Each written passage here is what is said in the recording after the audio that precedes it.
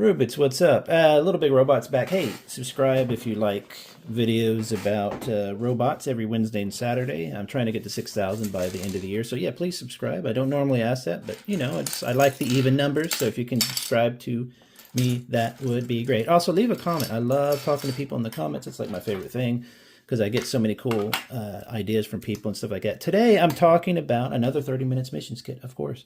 30 Minutes Missions, if you're not familiar, is from Bandai, who make Gunpla Gundam kits, plastic kits. This is kind of like a separate universe. These are called 30 Minutes Missions kits. It's referencing that you should be able to pretty much build one in about 30 minutes. Of course, nowadays, give or take, because some of them are more complicated than others. But generally, the base of the line is 30 Minutes missions kits. They now also have 30 Minutes fantasy kits, which are a fun, like a robot fantasy thing.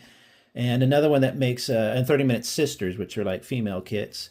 Really interesting stuff. Also, it references the 30 millimeter, the size of the hole. Represents the size of the hole, which they use for swapping, modularity, stuff like that. This is the latest one. Just came out. I literally just picked it up from my pre-order from Gunzo here in San Diego. Gunzo.com if you want to order from them. GUNNZO.com. Fantastic little Gundam shop. Tons and tons of Gundam. Really nice people, and I get all my pre-orders there. And I immediately knew I had to buy two, so I bought two of this one and two of another color. The other version, the other color didn't come in yet, so I'm waiting on that. I knew as soon as I saw the name Roundnova I had to get it, because for various reasons. Take a look real quick at the instruction manual. 30 Minutes is fantastic. It's kind of like the pinnacle, I think, in a lot of ways, of what Bandai is going for. They like the giant, complicated, perfect grade kits and stuff like that, but they also really like cheap and fast kits. The hobby is accessible. It's very, very accessible. Kits between 10 and, let's say, $30 to $50, but generally 10 to like $25 to $30. That's a heck of a good range for the price of a single Marvel action figure. $25, you can get a model kit that you build yourself, you can customize. And this also represents, they put a lot of English in there. Has the history, has a whole little lore thing, and it's infinitely swappable, and it's just again, one of my favorite lines. Now, I was worried for a little bit that they weren't going to be, continue with this kind of thing. I was worried, man, what's going to happen with 30 Minutes Missions? Because 30 Minutes Fantasy, they're really pushing a lot, 30 Minute Sisters, but I'm happy to see that they're still introducing new kits. Really, really easy build, 30 minutes, no problem. Okay, so this is the Roundnova. I'm going to show you some of the kits that he reminded me of, which I really, really liked. I love this kind of design. A lot of people might think this kind of thing looks a little bit, I don't know, like silly or whatever. To me, the advantage of this kit is it's kind of, and this line really, is it's kind of an scale agnosticness. It really can go with almost anything. They're supposed to be 1 in 144, which means the little person is about as tall as his foot here, right? But that does not look 1 in 144 to me. I don't know why I would have ammo bags and stuff at that scale. To me, this looks like 1/12 scale or something, which we'll go over. But it also reminded me of some of my favorites. This, of course, is my #1 favorite kit probably of all time. This is another 30 Minutes Missions kit. You're probably tired of hearing me talk about this, but this is, in a way, the precursor to this Roundnova here. Its head moves separately, like they're talking about the big, it has a little scout in the head, which is fantastic. The arms, everything moves really great. And a lot of people kind of, I think, feel the same way, that this one kind of looked too silly, or looked kind of, not very cool to be a good model kit. But I'm telling you right now, if you ever see a combat robot one day, it will probably look something like this. Thick, easy to repair, at least successful ones, I should say. It's going to, low to the ground, so it's got a low center of gravity. And this guy is kind of an escalation. It almost looks like this guy in some better armor, or it looks like R2-D2 in some armor or whatever. So it does have a bit of whimsy to it, but it's not, I don't think, in any way or shape or form silly looking. I think that actually looks really, really cool. It reminded me a little bit of Scope Dog. This is at, if it was $20, $25, I would like this kit, but at 40 something without the interior gimmick included is, I think, a complete ripoff. It doesn't have its other gimmicks and stuff. But I like the kit fine for what it is. But it kind of reminds me of a Scope Dog. There's been a lot of Scope Dog-like designs coming out in recent years, because Scope Dog is still probably one of my favorite mecha designs ever. It's just a shame that their IP is always so expensive, everything they license. And then it reminded me, of course, of probably one of my favorite kits, period, and that is the Grimoire. This is a 1/144 scale kit as well. I built this one probably 10 years ago or something, 12 years ago. I was learning some chipping techniques on it and stuff like that. And it has that kind of a similar vibe, you know, the roundness and stuff. This one is very unique. It has that round waist. If you ever want a really fun kit, it's hard to find this one now, and I bet you they will reprint it or re-release it, I should say, one day like they do everything else. Or you can get the red beret version of this still, and it comes with more stuff. But this little kit, every time I saw it, when I first saw it, I was just like, man, that is just such an interesting look. Looks like a linebacker, but a small person. So anyway, it reminded me of those, so I was happy about that. The build was just as easy, but what I really, and it comes with this backpack, which is cool. A lot of times they sell these backpacks kind of separately. Wait a second, did I put this on backwards? Oh, I'm missing that part. That's what I was doing. I was wondering where that part went. I built it so fast I probably wasn't paying attention. So literally this part goes in there. So it's a solid backpack. I was just being a dummy. But anyway, the backpack goes on here, which is fine, and it has the missile pod. This stuff doesn't interest me, maybe without the missile pods. Again, I don't like I'm just not a giant weapon type person, because I just don't feel, it's not that it's not realistic, it's just that that's not what interests me. So I'll add that part. I'll probably keep the backpack on. Let's get it down to even more simple here. Let me get a kind of rocket to get it out of there. So like that, the feet are cool. This reminds me of the, what's the frame? Something frame that came out a few years ago with one of the build series, a little grunt suit, and I really enjoyed that one. It had feet like this, but on the front, so it had like these scoops on the front. I thought that was kind of a fun idea. You could put skis. I've got skis you can throw on this from all my 30 minutes kits. Let me put this aside. I'll probably use that in a minute. I'm seeing something right here. Well, not this, but I have a million parts like that. Where's my 30 minutes? See, my drawers here are really disorganized, so you'll have to forgive me. But anyway, I have skis, and I thought I saw an image of this with skis on, which I thought looked just perfect.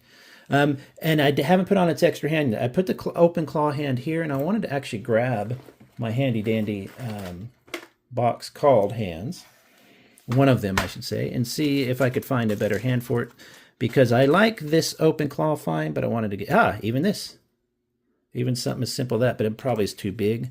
So I'll probably have to swap that out with a different, but that's a good one. I don't know what that was from. Here's one here. Oh, this is interesting. It doesn't have a thumb. So let's just try something like that. Boop. There you go. So more of a humanoid hand, but not quite humanoid, you know. So I've got a million of things. Like you could even put an actual human hand on. Yeah. Anyway, so I got a little hand there on it. Let me put that back in. There we go.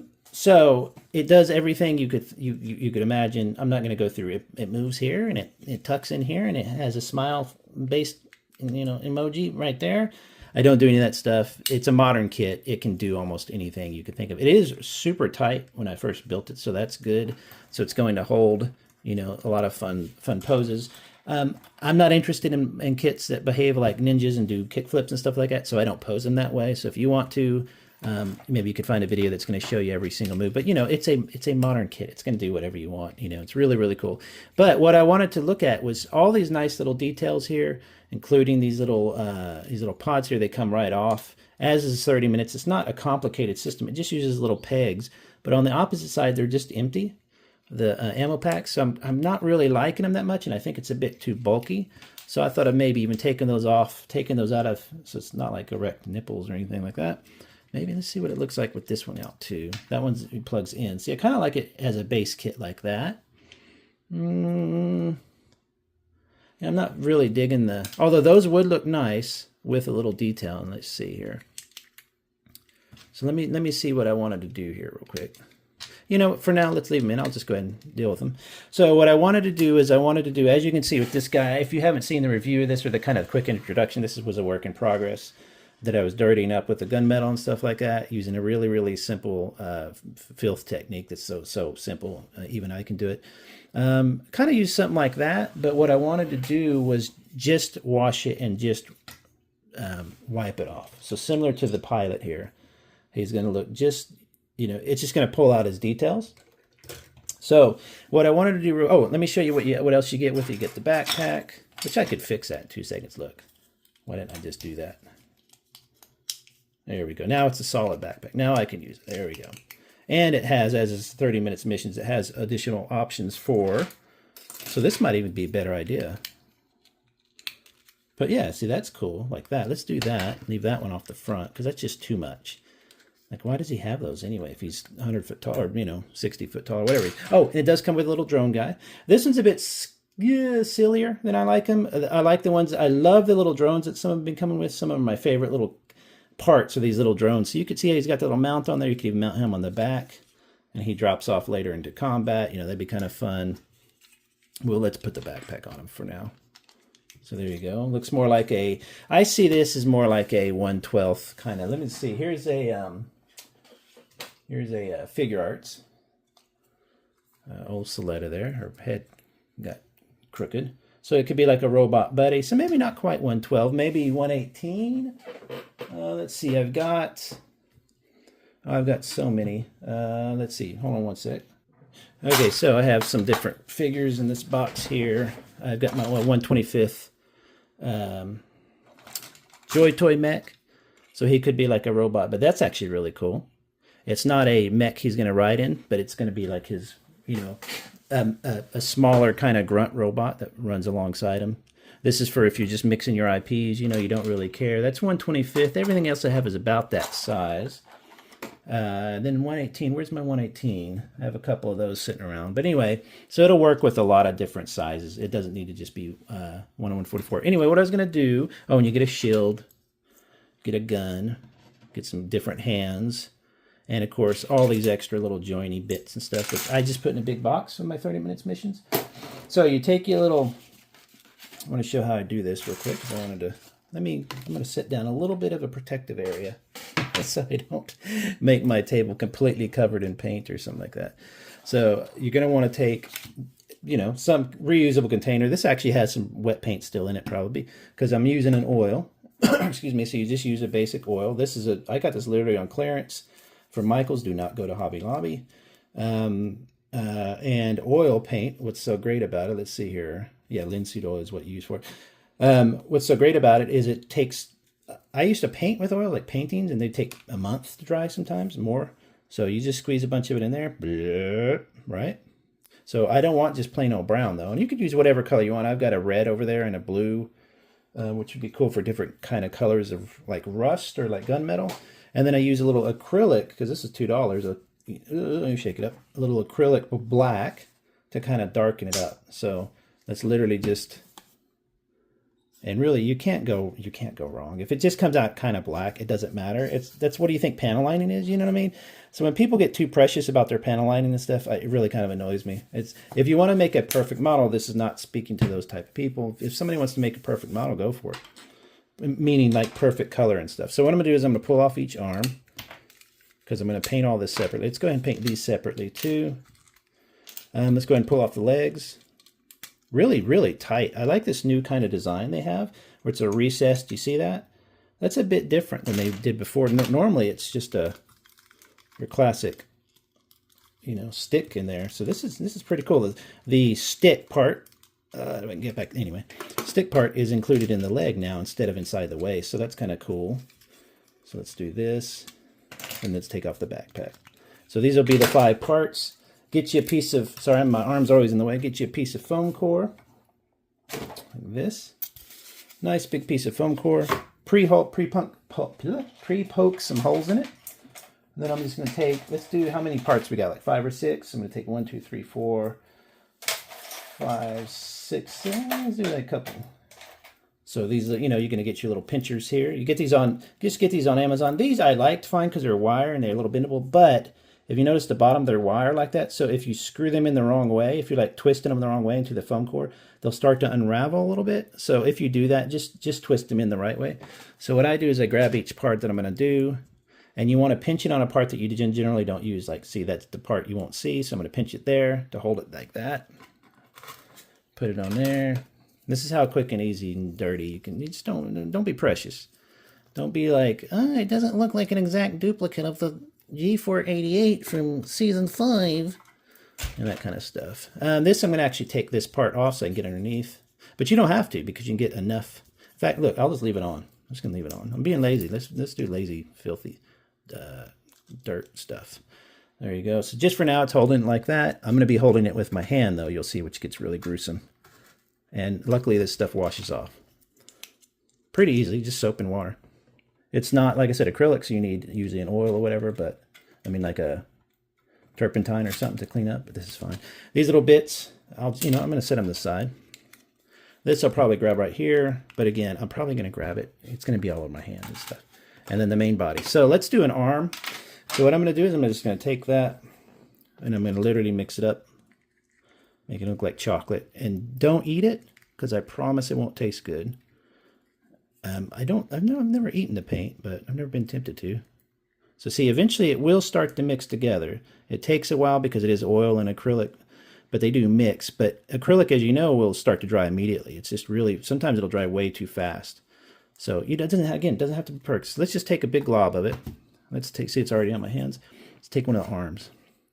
I'm going to take it off the thing and watch. I'm just going to literally do this. Yes, it is. Don't do this before you have to go out to eat for the night or something. Do this, when you don't have anything else to do for a while, because you're going to get it everywhere. And I'm totally covering it up. I'm sorry.